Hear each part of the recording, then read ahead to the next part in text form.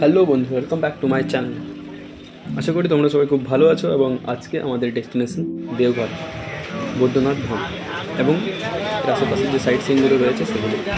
তো দুর্গাপুর থেকে আমাদের ট্রেন ছিল 15ই আগস্ট, আমরা বেরিয়েছিলাম। চলো দেখতে থাকবো। এবং বিকেলের ট্রেন ছিল, ট্রেন মোটামুটি 30 থেকে 40-45 মিনিট লেট ছিল, তাই পৌঁছাতে প্রায় সন্ধে হয়ে গিয়েছিল।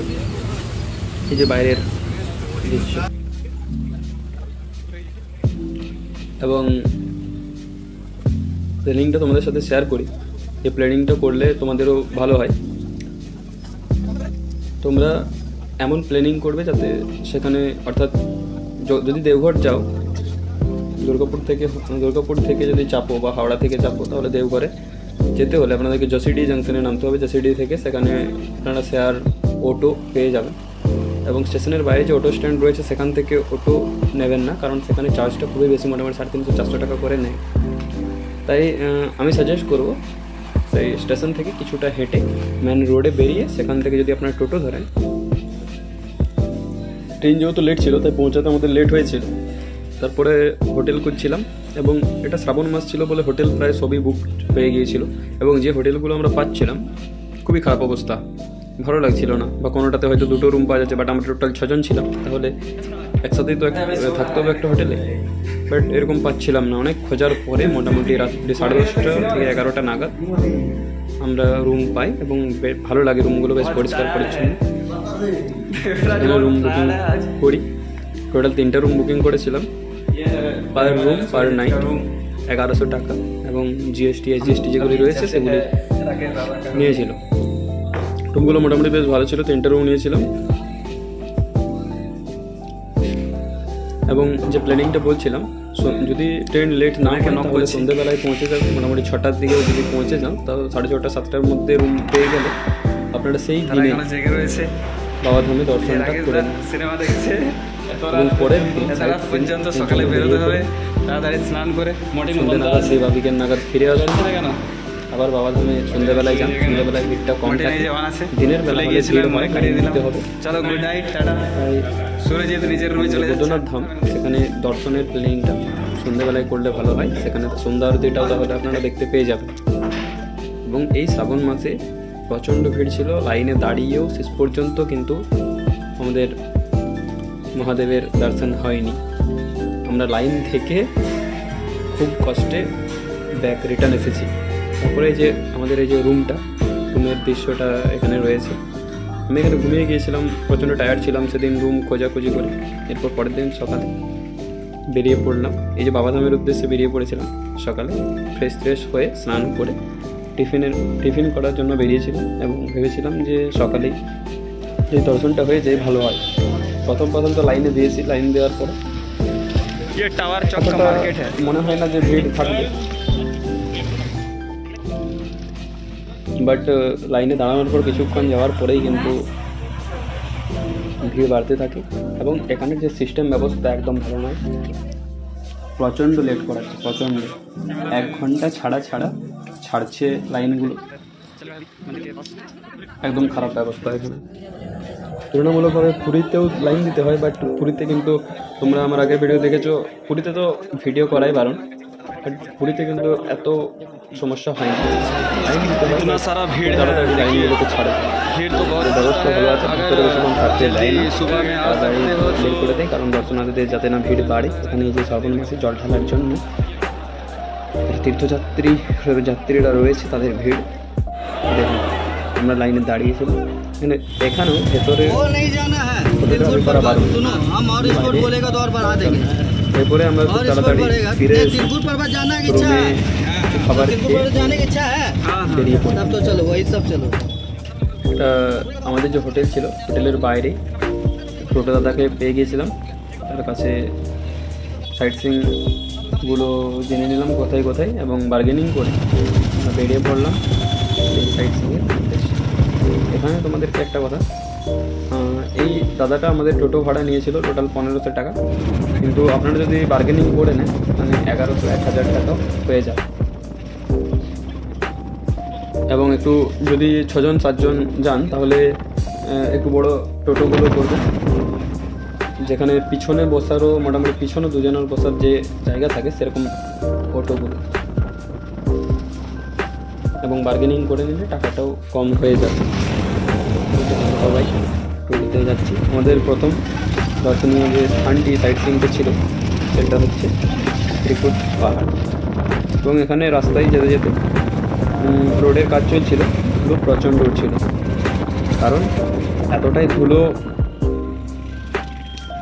যে ফেরার সন্ধ্যেবেলায় যখন আমরা রিটার্ন আসি সর্দি হয়ে গিয়েছিল, শরীর খারাপ হয়ে গিয়েছিল, পরে ভালোই লাগেনি কোনো কিছু। ট্যুরটা এতটাও ভালো হয়নি। এই যে ত্রিকুট পাহাড় দেখা যাচ্ছে কিছু দূর, মানে টাউন থেকে বেরিয়ে পড়েছি এখন, এটা মোটামুটি টাউনের বাইরের এলাকাটা। এবং এই টোটোতে যেতে যেতে যে অটো দাদা রয়েছে সে আপনাদেরকে সাজেস্ট করবে হয়তো যে এখানের প্যাড়া খুব বিখ্যাত, এইখানে প্যাড়াটা নিন, আমি একটু দোকানে নিয়ে যাচ্ছি, সেখান থেকে প্যাড়াটা নিন। সেক্ষেত্রে কিন্তু আমার যতটা মানে নিজের অভিজ্ঞতা সেটা থেকেই বলছি যে এরকম করলে মনে হয় প্যাড়ার দামটা তুলনামূলকভাবে বেশি নেই, কারণ সেক্ষেত্রে অটো যে দাদাটা রয়েছে সেও কিছু কমিশন নেই। তাই আপনারা নিজের ইচ্ছে মতো কোনো দোকান থেকে প্যাড়াটা নিন, এবং প্যাড়াটা দেওঘরের ওই টাওয়ার চক থেকেই মানে সেখানেও পেয়ে যাবেন, সেখানেও প্রজেক্ট খোয়ার প্যাড়া পাওয়া যায়, সেটা নিয়ে নেবেন। আমরা তো এই দাদার কথাই কিনে নিয়েছিলাম, 360 টাকা করে কেজি নিয়েছিল। আমার মনে হয় যে মোটামুটি মানে লস হয়েছে আর কি। এই যে ত্রিকুট পাহাড়ে পৌঁছে গেছি, এখানে ফটো পিক করেছিলাম। ফটো তোলা হয়ে যাওয়ার পরে আমরা ফিরে আসি এখানে।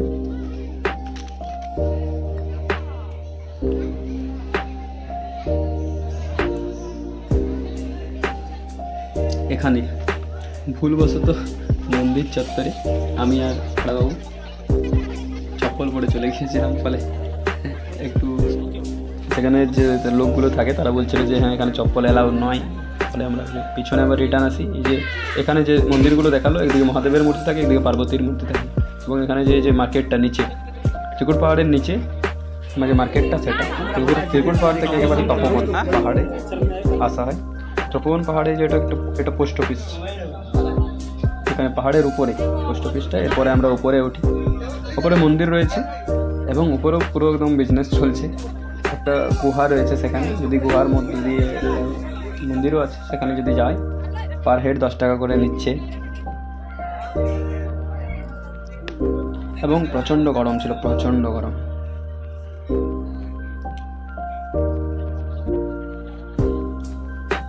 একেই তো জুতো পরে ওঠা এলাও নেই, আবার গরমে পুরো পাথরের উপরে আবার গরমটা বুঝতেই পারছো কেমন গরমটা হবে।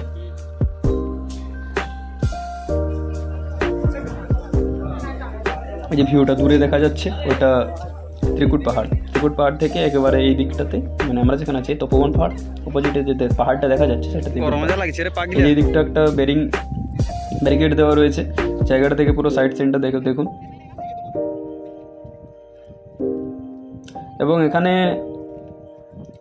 মোটামুটি নভেম্বর ডিসেম্বরের সময় গেলেই ভালো হয়, তখন ভিড়টা তুলনামূলকভাবে কম থাকে। এই শ্রাবণ মাসে একে তো এই बोलबम যে জল ঢালার জন্য যায় অনেক तीर्थयात्री তাদের ভিড় থাকে, प्लस যারা भाई बहुत डेंजरस है, अगर कोई मोटे लोग हो तो इससे मत जाना भाई, अटक जाओगे। ভিড়টা কম থাকবে, কারণ আমরা সেখানে যে টোটাল সাথে দেবরাজ আমরা এই যে সাইট সিনগুলো ঘুরছিলাম তাকে জিজ্ঞেস করলাম যে কোন সময় ভিড় কম থাকে, তো সে আমাদেরকে বললো যে নভেম্বর ডিসেম্বর সময় আসুন, তখন ভিড় এতটা থাকে না। যে গুহাটার কথা বললাম এটা গুহাটা। এরপরে আমরা নিচে নামি, নিচে নেমে আবারও যাচ্ছি। এটা হচ্ছে নলাখা মন্দির। এই মন্দিরের নাম নলাখা কেন হয়েছে, কারণ এই মন্দিরটা যখন তৈরি করা হয়েছিল তখন টোটাল 9 লাখ টাকা লেগেছিল তৈরি করার জন্য, তাই নলাখা মন্দির সেই অনুসারে নলাখা মন্দির রাখা হয়েছে। নলাখা মন্দিরটা বেশ অন্যান্য যে জায়গাগুলো দেখলাম সেখানে বেশ গরমই উপভোগ হয়েছে, এবং এই নলাখা মন্দির আসার পরে একটা শান্তি, যে জায়গাগুলো ঘুরে যতটা ক্লান্তি হয়েছিলাম এখানে এসে একটা আলাদাই শান্তি পেয়েছিলাম। পুরো একদম ক্লান্তি সব উড়ে গিয়েছিল। উপরে বিভিন্ন গান চলছিল এবং তীর্থযাত্রীরা যারা ছিল দেখতে পাবে সেখানে আনন্দ হুল্লোড় করছিল। এবং এখানেও মোটামুটি ঠাকুরের কাছে ফটোগ্রাফি মানা ছিল। তাও আমি জানতাম না এখানে, কারণ এখানে কোনো কিছু লেখা ছিল না, সাইডে লেখাও দেখছিলাম না যে এটা বারণ, ফটোগ্রাফি বারণ। আমি ক্যামেরা নিয়ে চলে গিয়েছিলাম, যে বিগ্রহ রয়েছে ঠাকুরের, রাধাকৃষ্ণ যে বিগ্রহটা রয়েছে সেদিকে নিয়ে চলে গিয়েছিলাম। দেখতে পাবেন আপনারা যে একটু আমি সেখানে স্লো মোশন করে দেখিয়ে দিয়েছি, বিগ্রহটা দেখা যাবে। পরে একটু গিয়েই সেখানে যে পুরোহিত সে আমাকে বারণ করলো যে এখানে ফটোগ্রাফি অ্যালাউ নয়, তো বন্ধ করে দিয়েছিল। এই যে এখানে একটু দেখতে পাবেন আপনারা।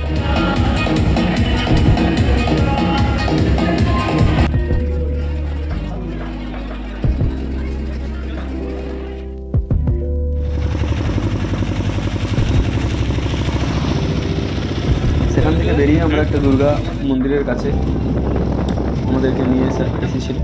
তারপর রাস্তার মধ্যে দিয়ে এই যে এই জায়গাটা, এটা রয়েছে কি অনুকূল চন্দ্র যে আশ্রম রয়েছে, সেই আশ্রমের মধ্যেও একেবারে চিড়িয়াখানা রয়েছে, বিভিন্ন কিছু রয়েছে, কিন্তু চিড়িয়াখানায় বেশ মানে এতটাও আমি বলবো না যে ভালো, বাট ভেতরটা একটা গিয়ে আপনি সেখানে বসুন, একটু আনন্দ নয়, বসুন একটা, সেটা তো একটা আধ্যাত্মিক জায়গা। এরপর আমরা নেক্সট দিন ফিরে আসি স্টেশন। টাটা।